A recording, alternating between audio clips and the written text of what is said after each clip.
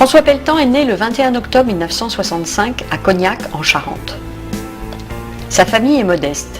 Son père est ouvrier d'usine dans l'automobile et connaîtra le chômage et le licenciement.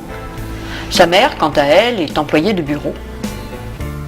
Pour les besoins professionnels de son père, sa famille s'installe dans la banlieue rochelaise alors qu'il a 3 ans. C'est là qu'il développera les principaux traits de sa personnalité, le courage et la persévérance qu'il aime à comparer avec le dur travail des marins de l'Atlantique.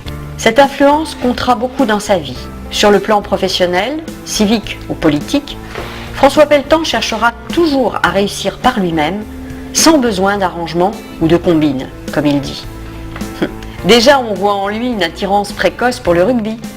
C'est sûrement grâce à cela qu'il réussira plus tard à faire venir le Centre national de rugby à Marcoussis-Lina. Installé dans un petit appartement d'une cité HLM, il comprendra très tôt de quoi est faite la vraie vie, avec ses joies, mais aussi ses difficultés.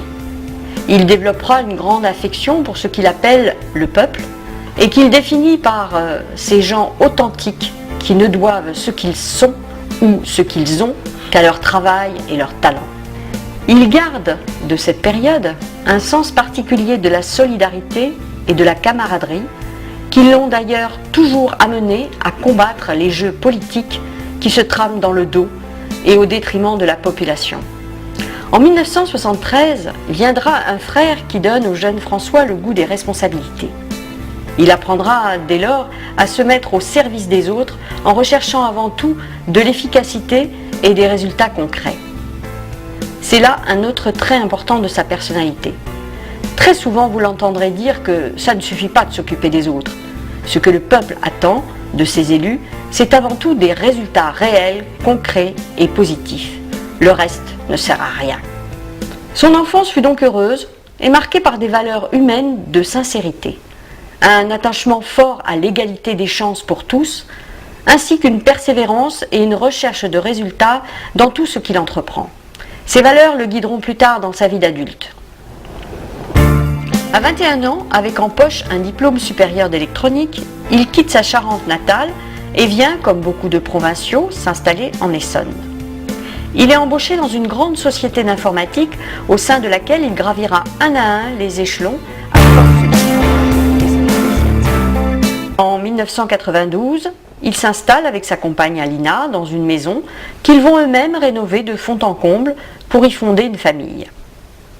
Viendront plus tard un petit garçon, puis une petite fille. Sa famille, c'est son jardin secret, et il n'en parle que très rarement.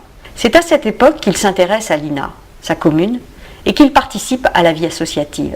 En 1995, il est élu maire de Lina. Commence alors une vie publique, forgée de travail et de proximité avec la population. Il arrêtera son activité professionnelle pour se consacrer pleinement à son mandat. Mandat qu'il veut conduire en dehors des manœuvres et jeux politiques. Cette indépendance lui vaut parfois des critiques et même des attaques. Mais elle lui permet d'agir uniquement dans l'intérêt général et de travailler efficacement avec des gens de tous les horizons politiques. François Pelletan est un bourreau de travail.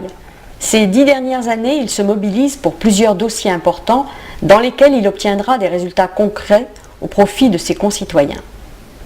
Que ce soit pour l'installation du Centre national de rugby de Marcoussis-Lina, la modification des couloirs aériens, pour la sauvegarde des nappes d'eau pure, pour la sécurité de la RN20, pour la sécurité routière, pour la surtaxation du prix de l'eau, pour la sauvegarde du patrimoine, la réouverture du circuit de Lina Montlhéry et tout récemment contre les disparités entre Paris et les communes de Grande Couronne. C'est certainement grâce à cela que François Pelletan remporte sa première élection de conseiller général du canton de Montlhéry en 1998. Puis, il sera à nouveau élu maire de Lina en 2001.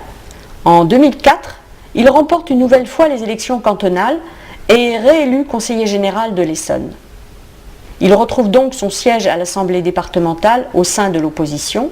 Il siège avec les 14 autres élus du groupe UMP, centriste et apparenté. C'est là que depuis bientôt 10 ans, François Pelletan prend part au grand débat qui anime notre département. Si vous voulez influer une politique, faites-le au moins pour qu'elle réponde aux besoins de vos concitoyens et non pas aux besoins théoriques que la gauche détermine au niveau régional et que vous êtes après amené à appliquer sur le terrain. Faites une politique qui réponde aux besoins des Essonniens. Les Essonniens, ils ont besoin d'un certain type de logement, en termes de loyer, en termes de superficie, en termes de configuration, en termes de proximité également. Vous nous dites qu'il faut répartir tout ça dans le département, sauf que est-ce que vous croyez que les gens ils ont envie d'aller habiter là où vous allez les mettre? Voilà. Donc, très clairement, la politique que nous souhaitons est une politique qui vise à répondre aux besoins locaux. La politique que vous voulez mettre est une politique théorique qui est décidée rue de Solferino, c'est ça? Ou chez les communistes, là-bas, place du colonel Fabien. Voilà. Alors maintenant, parlons de ce qui est l'élément essentiel qui nous départage. Vous avez une politique de quotas sur les logements sociaux. Nous avons une autre politique, c'est celle du parcours résidentiel. Ces élections gagnées à de nombreuses reprises, sans montage et sans arrangement politique, le travail concret qu'il accomplit sur le terrain et les résultats tangibles qu'il obtient au service de ses concitoyens lui permettent d'entretenir une relation de confiance et de sincérité particulière avec la population. Comme il le dit souvent, il ne connaît qu'un seul but, servir les gens. Et tant pis si cela dérange les élites et les castes en place.